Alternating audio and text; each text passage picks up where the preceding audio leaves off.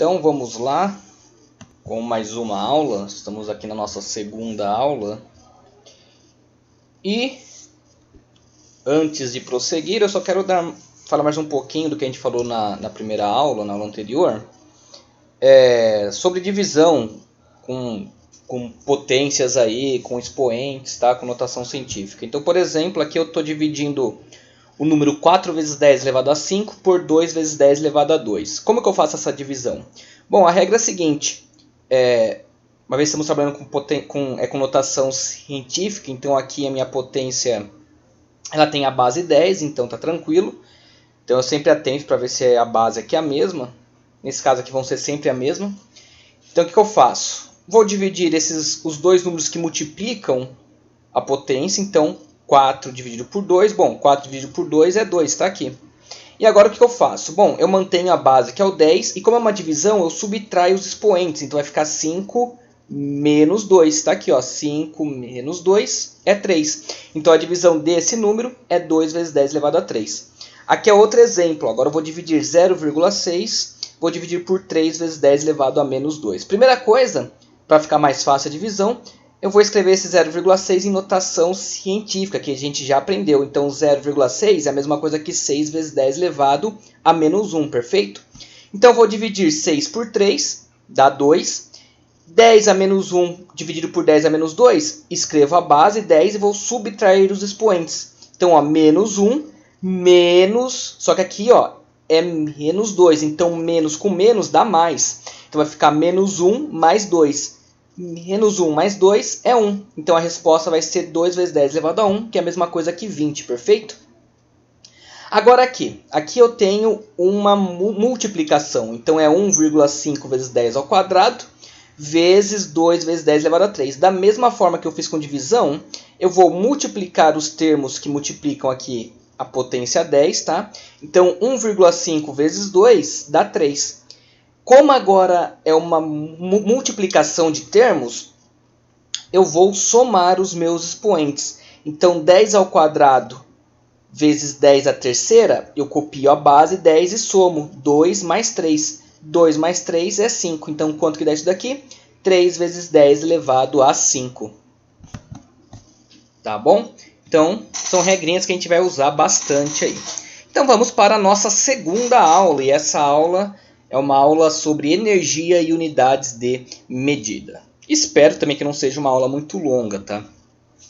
Então vamos começar aqui tentando definir o que é energia. Muito se fala aí no cotidiano sobre energia, principalmente nas redes sociais, as pessoas ficam desejando boas energias para as outras.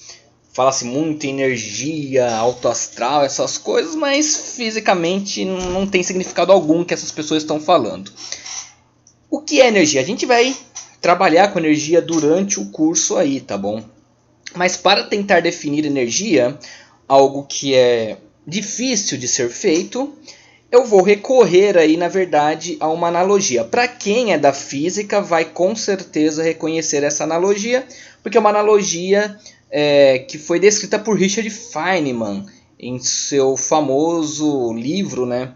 Em suas famosas palestras que viraram um livro, que são as lições de física, Lectures do Feynman. E a ideia é o seguinte, bom, eu não sei qual é a idade de vocês, mas quando eu era pequeno, tinha esse desenho do Denis, o Pimentinha, e aqui é o amigo dele, o Bruce. E a história que Feynman conta, eu vou resumir bastante a história aqui para vocês, é o seguinte, imagine que Denis, o Pimentinha, tem uma coleção de blocos. Aqui eu coloquei apenas alguns, tá? Mas vamos supor que, sei lá, sejam 30 blocos que Denis, o Pimentinha, possui. E esses blocos, eles são indestrutíveis. Ou seja, Denis não consegue quebrar esses blocos. Só que Denis pode pegar esses blocos e construir casas, construir castelos e coisas do tipo. Então perceba que, embora Denis não consiga destruir os blocos, ele pode juntar esses blocos e formar várias coisas. Assim como ele pode pegar essas casinhas que ele construiu e desfazê-las e voltar a ter os blocos, perfeito? O fato é o seguinte, embora esses blocos não sejam destrutíveis, ou melhor, eles sejam indestrutíveis, para ficar mais chique aí, a quantidade de blocos é sempre a mesma. Denis sempre possui 30 blocos. E a mãe de Dennis, que é aficionada por física, pelo menos nesse mundo criado por Feynman, ela um dia vai fazer uma faxina no quarto do Dennis e ela, para espanto dela, ela descobre apenas 27 blocos. Ela vai contar os blocos e fala, meu Deus do céu, só tem 27, cadê os outros 3? Então ela percebe que tinha 3 debaixo da cama. Então, de qualquer forma, o sistema ali, esse sistema é o quarto do Dennis, continua com seus 30 blocos. Num outro dia ela vai lá, faz a faxina e, para espanto, percebe que tem só 29 blocos. Cadê o outro bloco? Ela percebe que outro bloco caiu pela janela e está no jardim. Então ela vai lá e pega aquele bloco e traz de volta para o quarto de Dennis. Um outro dia, para espanto, ela conta 31 blocos. Ela fala, meu Deus, agora está piorando. Só que ela lembra que Bruce foi na casa de Dennis e ele levou os blocos dele. Ele acabou deixando um lá. Então, a mãe de Dennis devolve o bloco para Bruce, proíbe que os dois se encontrem porque ela não quer que tenha mais variações de blocos, perfeito? Então, o que acontece? Ela tranca o quarto de Dennis, não permite que Dennis saia mais, não permita que ele abra a janela e para ela manter, né, o fato de sempre existirem os 30 blocos ali. É uma coisa de louco, né?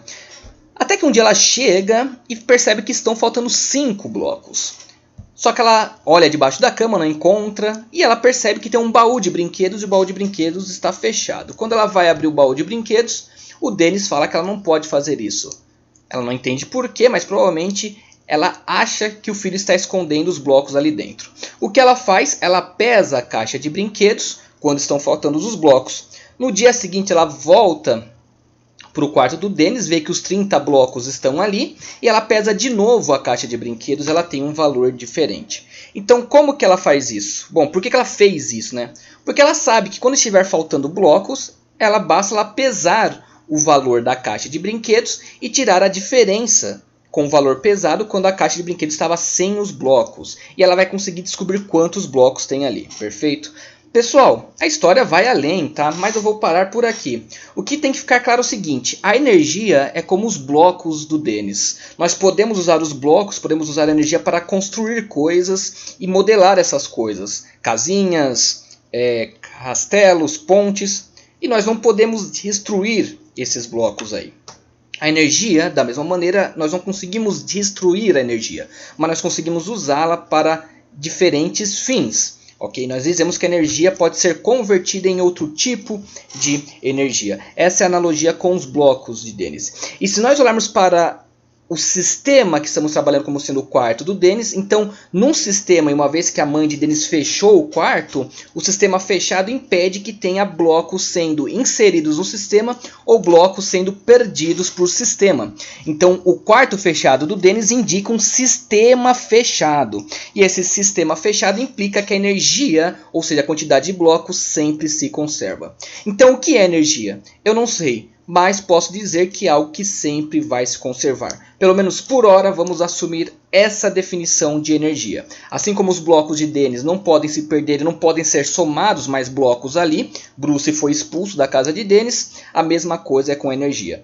Agora, se o quarto de Dennis estiver aberto, se o sistema estiver aberto, então a energia ela pode ser perdida, entre aspas, tá bom, pessoal? Coloca aí entre aspas, por quê? Porque por mais que um bloco de Dennis tenha caído no jardim, o bloco continua ali. Então a quantidade total de blocos ela vai estar em algum lugar, ela vai se manter a mesma, não importa se é dentro do quarto de Dennis ou fora do quarto de Dennis. Se a gente tomar o sistema como sendo o planeta Terra, então os 30 blocos pertencem ao Dennis. Não importa se os 30 blocos estão no quarto do Dennis ou se está um em um continente, outro em outro e por aí vai. Tá bom? A quantidade de blocos que pertence a Dennis é sempre o mesmo, 30 blocos. E a maneira como ele brinca com isso depende do que ele quer fazer, certo? A mesma coisa é energia. O modo como nós trabalhamos com energia vai definir para nós aí o que nós vamos fazer.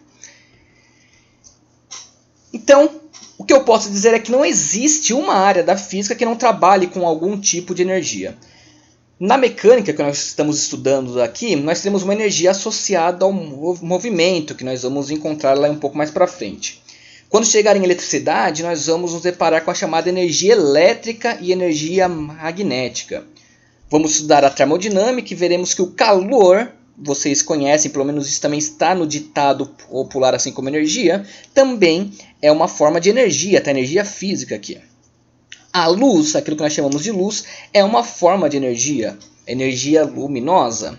Em física nuclear, nós temos energia presente nos núcleos atômicos. Quando a gente estuda astrofísica, nós vemos que o processo que faz as estrelas brilharem é um processo de transformação de energia. Nós chamamos isso de transformação de energia por fissão termonuclear ou fusão, né? No caso das estrelas, na verdade, é fusão termonuclear. Então, nós não sabemos o que é energia, mas nós fazemos o possível para usar da energia. E nós precisamos da energia para sobreviver. Nossa principal fonte de energia é o Sol. E o Sol ele está a uma distância de aproximadamente 150 milhões de quilômetros. E o Sol, assim como as outras estrelas, é uma enorme esfera de plasma. Tá? O plasma nada mais é do que um gás aquecido, é um gás ionizado.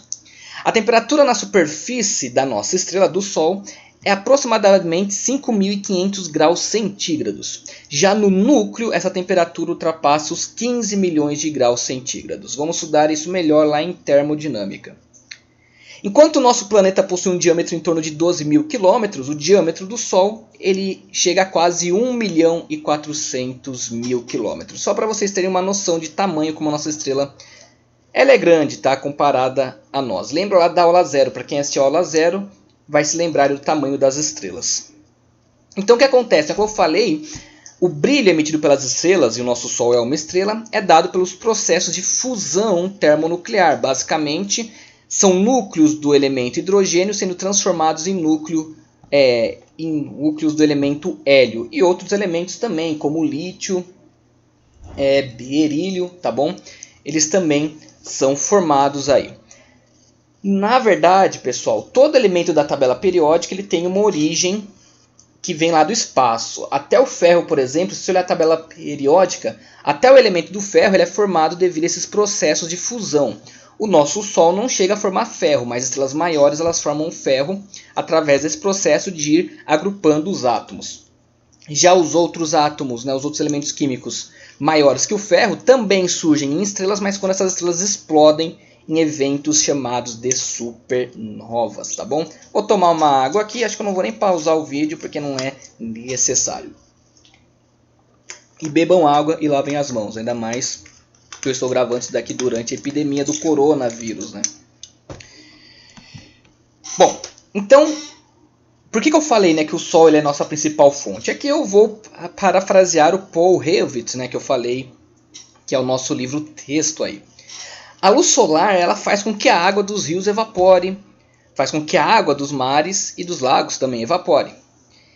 Em seguida, essa água que foi evaporada, ela retorna para nós na forma de chuva.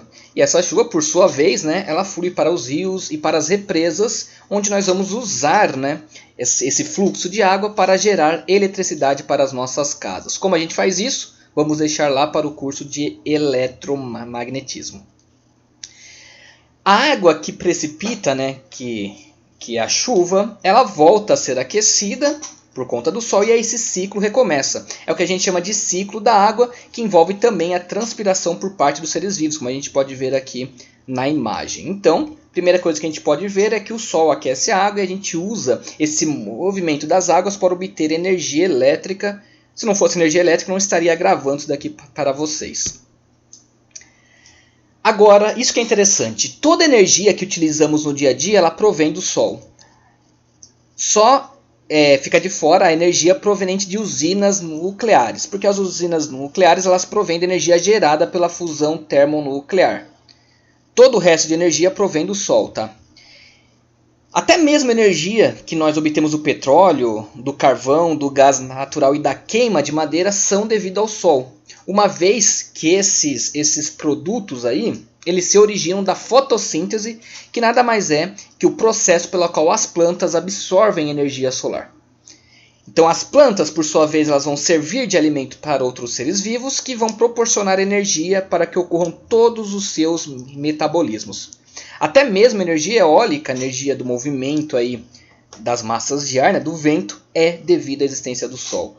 Pessoal, isso é bonito de se pensar, tá? Nós dependemos do Sol e muito. Então tá. Agora vamos para unidades de medida, uma vez que eu dei uma leve pincelada em o que é energia e como a gente precisa de energia.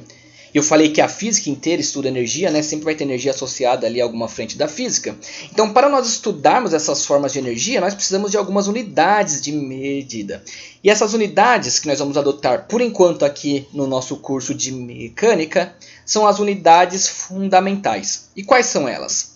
Bom, a primeira é a unidade do comprimento e ela é medida em metros, tá? Então, quando eu coloco aqui o colchete e a letra M, significa que a unidade de medida comprimento é apresentada por M. Então, esse M significa metro, tá bom? A segunda unidade fundamental é a massa medida em quilograma. E a terceira unidade fundamental é o tempo medida em segundo.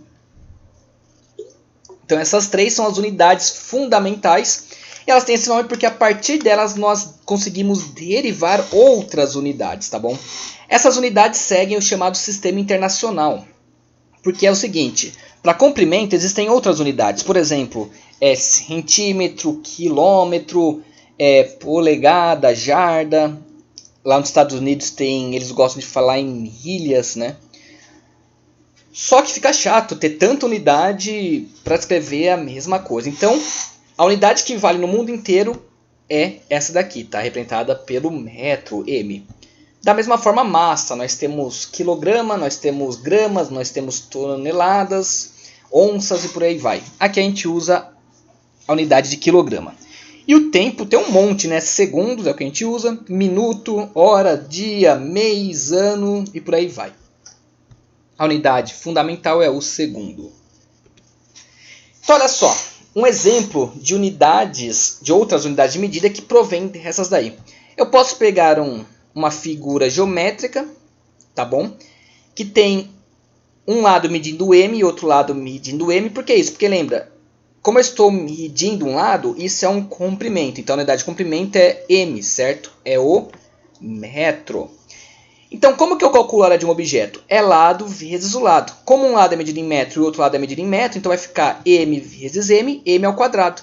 Então, a unidade de área é metro quadrado. Então, perceba, é uma unidade de medida que provém das unidades fundamentais.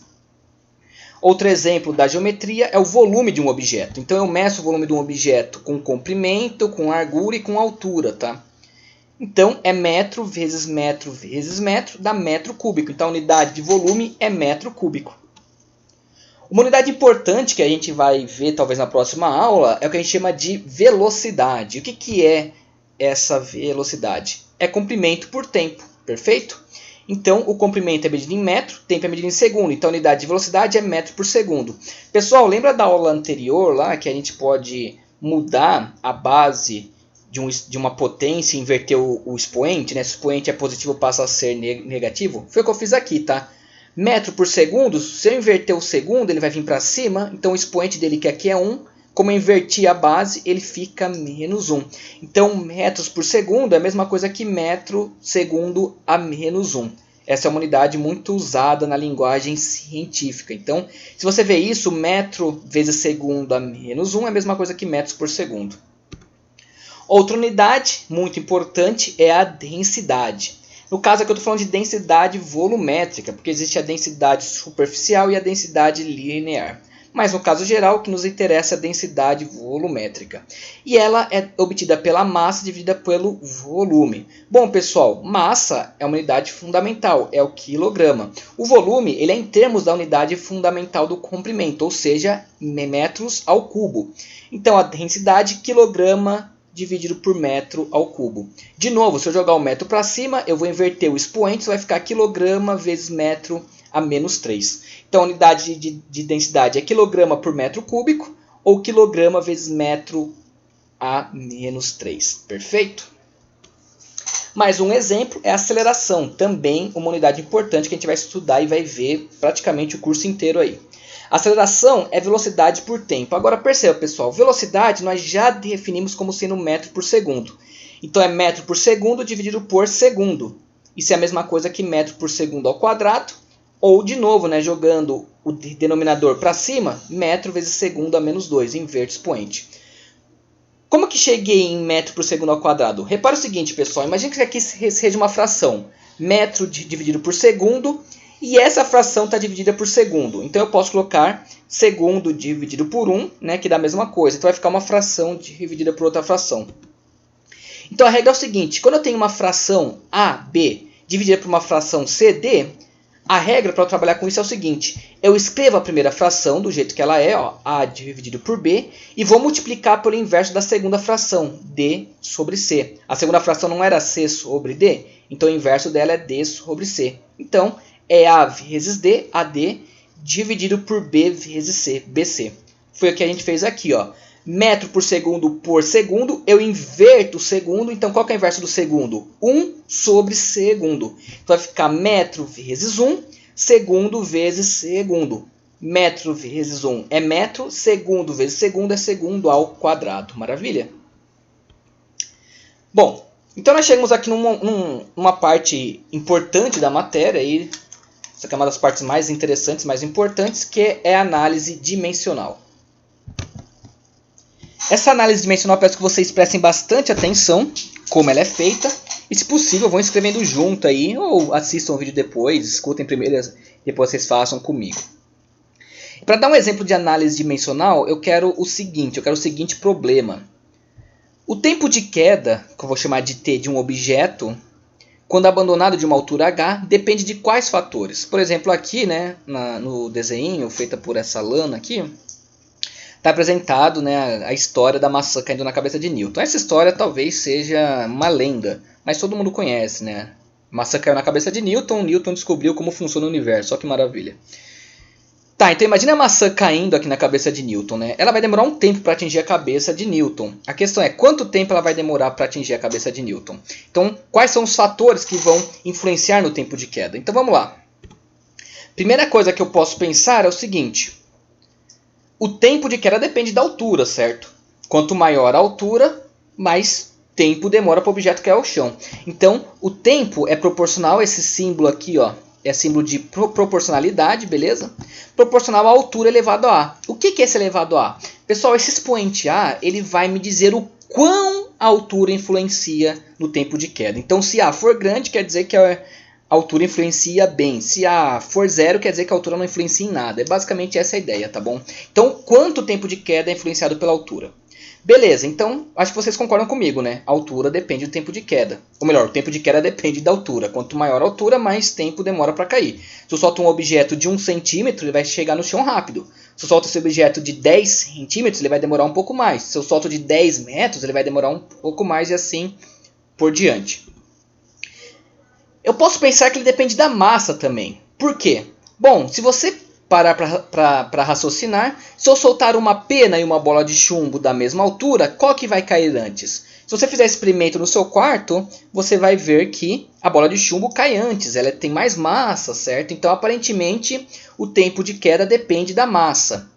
Então, eu vou colocar que o tempo é proporcional a m, e como eu não sei o quanto a massa influencia no tempo de queda, eu vou colocar um expoente b. Perfeito? Então, expoente b, se ele for grande, a massa influencia muito. Se ele for pequeno, se ele for zero, a massa não influencia nada. E aqui um pouco mais difícil da gente perceber agora é o seguinte. O que faz a massa cair, como Newton percebeu, é o que hoje a gente chama de aceleração da gravidade. E ela depende do corpo celeste onde o objeto está caindo. Por exemplo, uma maçã caindo aqui na Terra, ela sofre uma influência gravitacional. A mesma maçã caindo em Júpiter sofre uma outra influência. Então depende dessa aceleração, que a gente vai estudar com calma lá. Então, esse terceiro termo aqui eu estou dando de presente, tá bom? Então ele depende da aceleração da gravidade, que eu vou chamar de G. Como eu não sei o quanto ele depende de G, eu vou falar que é um expoente C. Se C for grande, então a aceleração da gravidade influencia muito.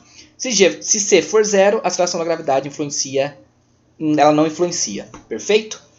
Bom, então o que eu vou fazer? Agora eu vou juntar tudo isso, HMG, perfeito? H vezes M vezes G, mas vou escrever nas nossas unidades fundamentais. Então H, que é a altura, tem unidade de comprimento, eu chamei de L, perfeito?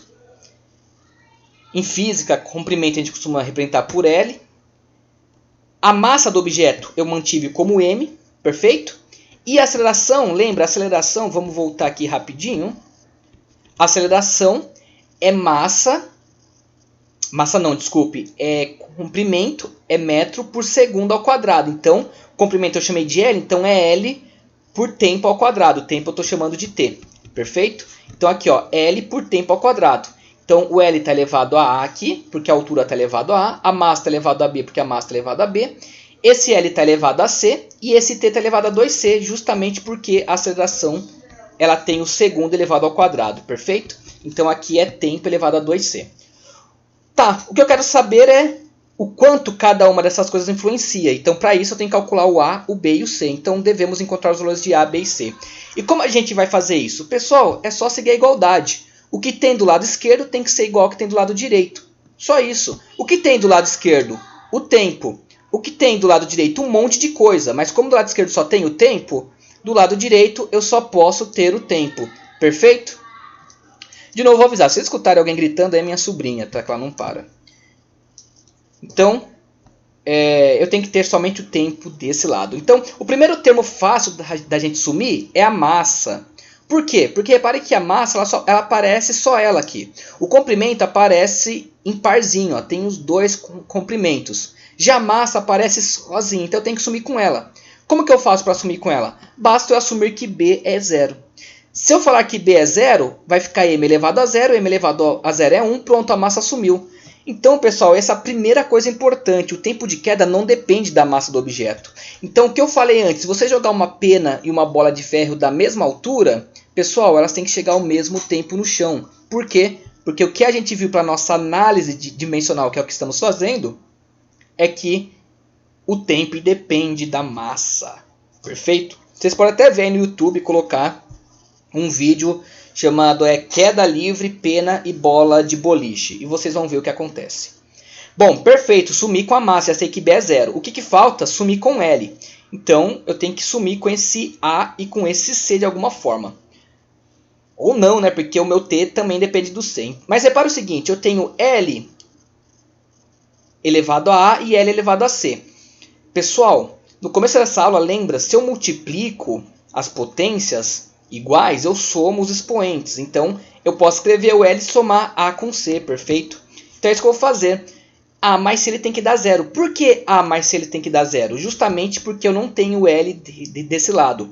Assim como a massa eu elevei a zero porque eu não tenho massa do lado esquerdo, a mesma coisa eu vou fazer com L, eu tenho que elevar a zero.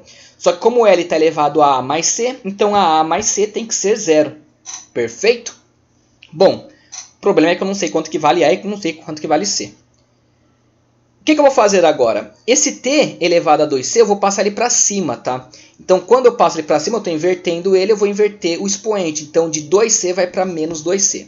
Está escrito aqui só para ficar mais bonitinho por hora. Não é necessário, mas eu escrevi só para ficar mais tranquilo. Então, vamos lá, pessoal. O que a gente tem com relação a isso? Perceba o seguinte. Tá vendo esse meu termo menos 2C? Ele é o termo representando o meu tempo, certo? E eu tenho o tempo aqui. Só que o tempo, qual que é o expoente dele? O expoente dele aqui é 1, né? Porque se não tem nada, o expoente é 1. Então eu tenho t elevado a 1 de um lado e t elevado a menos 2c do outro lado. Como t tem que ser igual a t, os expoentes eles têm que ser iguais. Então eu vou fazer o quê? 1 é igual a menos 2c. Ó, 1, que é desse t, é igual a menos 2c, que é desse t. Então, 1 é igual a menos 2c.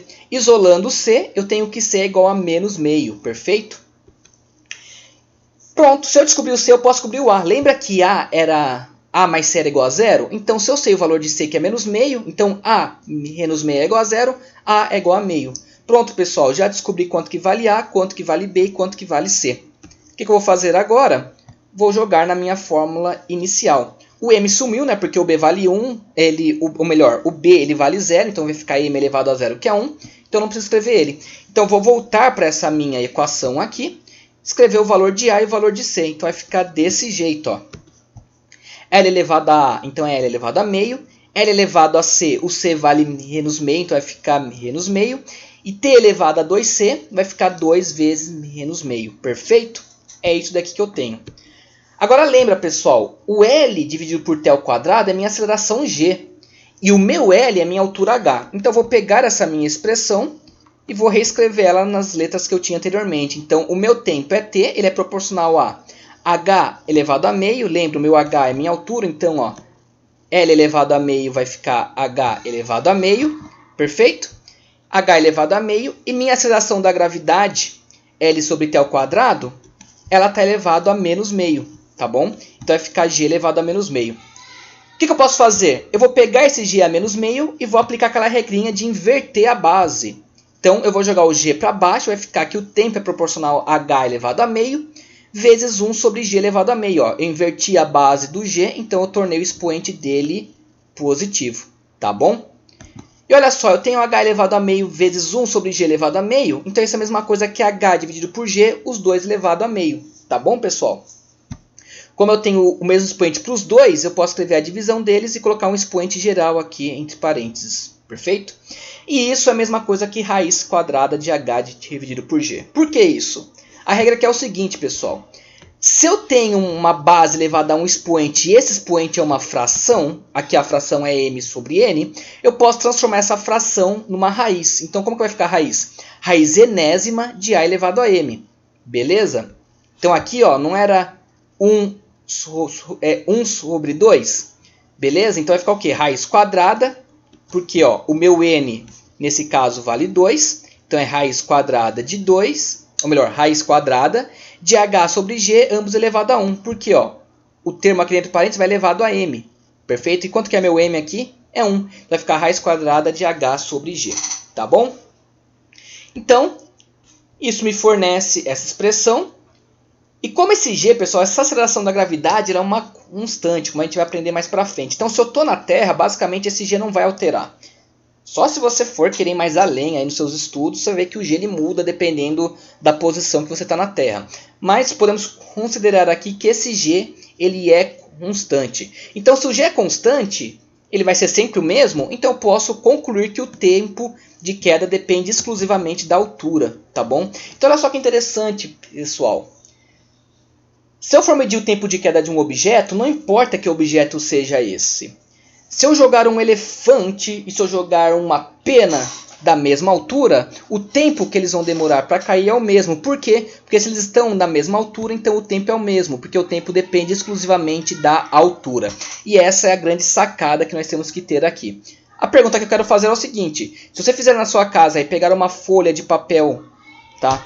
E pegar, sei lá, um tijolo ou qualquer outra coisa pesada e jogar os dois, você vai ver que a folha de papel demora mais tempo para cair. O que vai contra é a nossa descoberta aqui, o que nós demonstramos. O tempo depende exclusivamente da altura. Então por que fazendo na sua casa a folha cai mais devagar? O que tem de errado e o que a gente esqueceu de levar em consideração? Bom, pensem aí e a gente discute depois. Se você for meu aluno, você me manda essa resposta aí.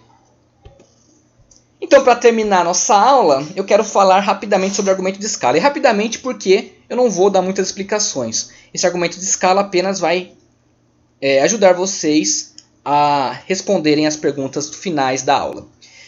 Então, vamos lá. Vamos pensar num cubo e esse cubo tem lados iguais a 1 centímetro. Então, aqui está nosso cubo. Aqui mede 1 centímetro, 1 centímetro, 1 centímetro.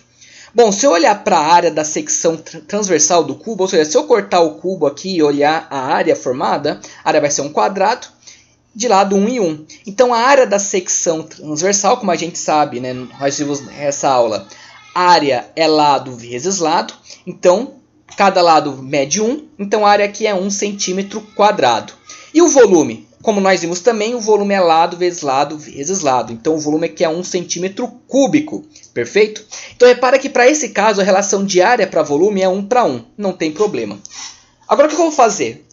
Vamos pegar esse cubo e vamos triplicar o tamanho dele. Ou seja, aqui era 1 centímetro, foi para 3 centímetros, aqui foi para 3, aqui foi para 3. Então, se eu olhar a área da secção transversal, a área agora vale 9 centímetros quadrados. Só que tem um problema. Se eu medir o seu volume, o volume vai para 27 centímetros cúbicos. Então perceba o seguinte. Antes de aumentar o cubo, eu tinha uma proporção de área para volume de 1 para 1. Depois que eu aumentei, eu tripliquei, né, o tamanho do meu cubo aí, as medidas, eu não tenho mais 1 para 1. Perceba que o meu volume aumentou bem mais do que a minha área. Perfeito? Então, prestem bastante atenção nisso. E quero que vocês pensem nisso, tá? Eu tripliquei as medidas, o meu volume aumentou bem mais que a minha área. Então, pensando nisso, vem os exercícios dessa aula aqui. Então, são 2 exercícios. O primeiro é o seguinte. Algumas formigas conseguem carregar cerca de 100 vezes o seu peso. Então, pense numa formiga que consiga fazer isso. Ela consegue levantar 6 vezes o seu peso. Pega essa formiga e amplie ela. Ou seja, faça com que ela fique 100 vezes maior. A pergunta é, se essa formiga que consegue carregar 100 vezes o seu peso for ampliado por um fator de 100 vezes, ela vai conseguir continuar, né, levantando 100 vezes o seu peso? Entendeu a pergunta? Uma formiguinha pequena levanta 100 vezes o seu peso. Se essa formiguinha for ampliada até um tamanho de 100 vezes maior, ela vai continuar tendo a mesma força? Ela vai continuar conseguindo carregar uma formiga 100 vezes maior que ela? Perfeito? Essa é a primeira pergunta. E colado, né, casado com essa primeira pergunta, podia até ser a mesma pergunta, é o seguinte: por que não existem elefantes gigantes na natureza? Ou se preferir, por que não existem gigantes de modo geral? E quando eu falei elefantes gigantes, é tipo aqueles elefantes que aparecem no Senhor dos Anéis. Ó, as pessoas aqui, né, parecendo formiga, e os elefantes grandões aqui. Por que isso não acontece na natureza? Por que não existem elefantes gigantes? Ou por que não existem gigantes de modo geral na natureza? Você já sabe, se você for meu aluno, eu quero essas respostas. Se você não for também, você pode mandar por e-mail, a gente pode discutir isso. Deixa eu tomar água aqui, agora começou a travar. Não vou nem pausar, tá? Pronto. Se você não for meu aluno, você pode mandar por e-mail e a gente pode fazer uma discussão disso por e-mail. Eu não sei se eu vou dar resposta nas aulas aqui, perfeito? Mas de qualquer forma, isso é o que eu tinha para falar nessa lição 2. Maravilha, pessoal? Então, espero que vocês tenham apreciado e até a nossa próxima aula do nosso curso de Física Básica da parte de Mecânica. Até mais!